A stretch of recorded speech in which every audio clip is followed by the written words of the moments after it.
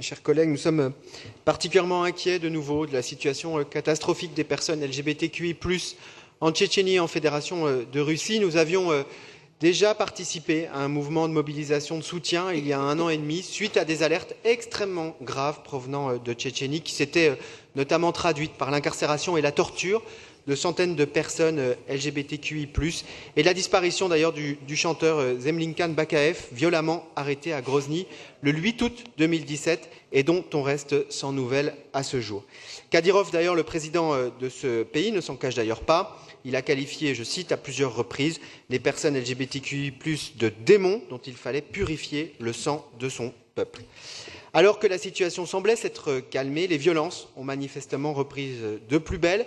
Amnesty International a d'ailleurs lancé le 21 janvier dernier une pétition pour que cessent les violences homophobes, LGBT-phobes en Tchétchénie.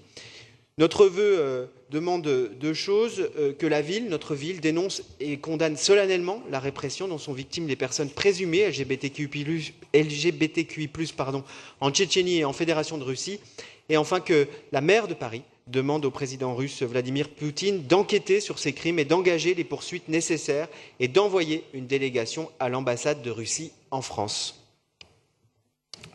Merci David Bellion.